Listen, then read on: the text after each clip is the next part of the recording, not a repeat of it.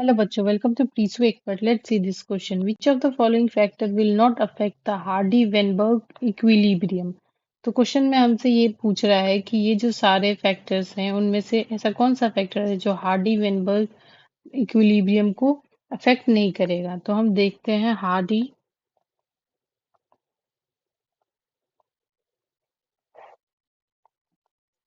Weinberg equilibrium.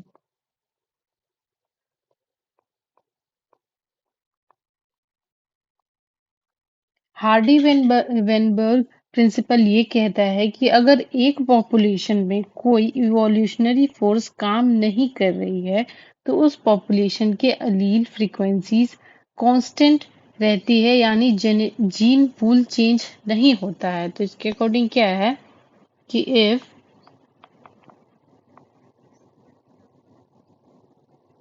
In any population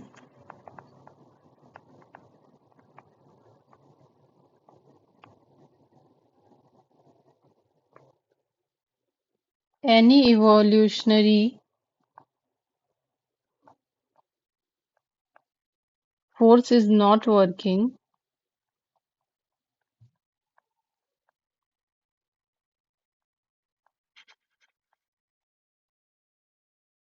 then populations allele frequencies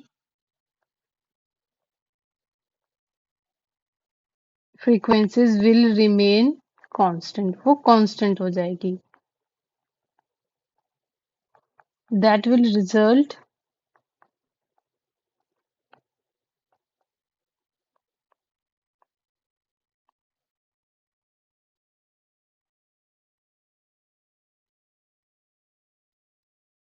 in no change in, और इसकी वजह से gene pool में कोई चेंज नहीं होगा, मतलब कांस्टेंट जीन पूल हो जाएगा। That will result in constant gene pool. हम एक एक करके सारे ऑप्शन को देखते हैं। पहला है हमारा जेनेटिक ड्रिफ्ट।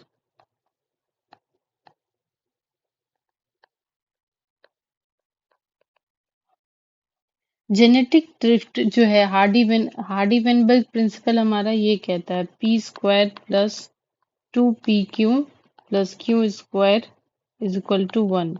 यहाँ हमारा p जो है ये डोमिनेट एलील फ्रीक्वेंसी है और q जो है ये रिसेसिव एलील फ्रीक्वेंसी है। ये है dominant and q is recessive allele frequency. तो जेनेटिक ड्रिफ्ट हमारा पहला ऑप्शन है। तो जेनेटिक ड्रिफ्ट क्या होता है? ये एक रैंडम चेंज होता है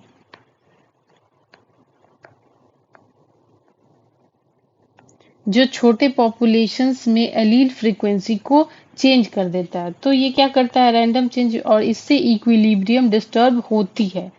रैंडम चेंज विद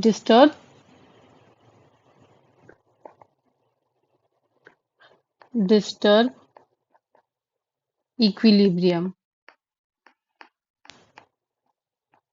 तो ये ऑप्शन हमारा इनकरेक्ट हो जाएगा, ये तो डिस्टर्ब करता है।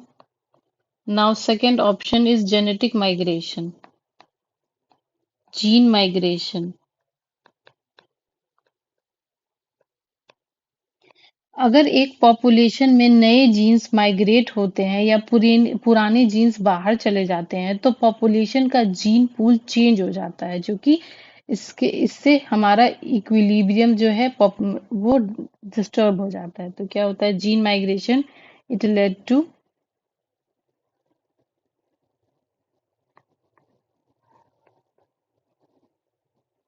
To change in gene pool, और इससे क्या होगा? हमारा इक्विलिब्रियम डिस्टर्ब हो जाएगा। Third one is constant gene pool.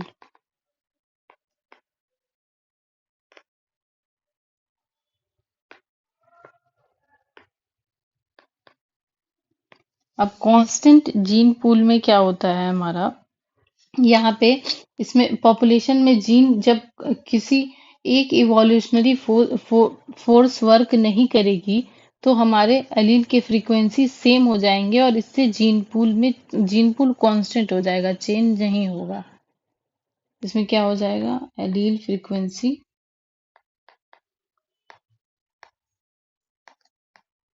Constant. तो ये क्या हो जाएगा, हमारे इक्विलिब्रियम को मेंटेन करेगा, इसमें डिस्टर्ब नहीं होगा, नो डिस्टर्बेंस। क्वेश्चन में हमसे क्या पूछ रहा है कि कौन सा है हार्डी वेनबिंग इक्विलिब्रियम को डिस्टर्ब नहीं करता है, तो दैट इज, तो ये जो हमारा कांस्टेंट जीन पूल है ये करेक्ट हो जाएगा, ये इक्विलिब्रियम को डिस्टर्ब नहीं करता है। Fourth is genetic recombination.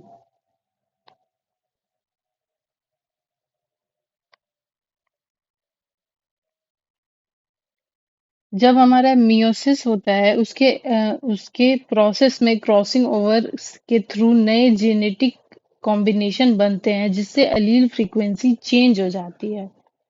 क्या होता है, हमारा मियोसिस में क्रॉसिंग ओवर होगा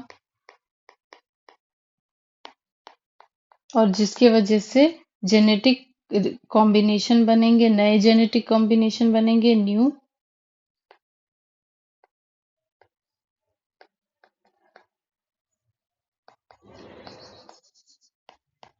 और इसकी वजह से एलील फ्रीक्वेंसीज चेंज होंगे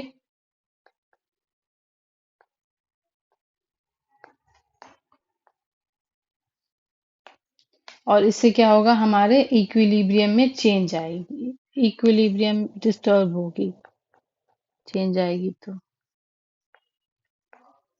इक्विलिब्रियम। तो इसके अकॉर्डिंग जेनेटिक कॉम्बिनेशन भी इनकरेक्ट हो जाएगा, so correct option is 3 for this question, it will not affect the equilibrium. That's all, thank you and best of luck.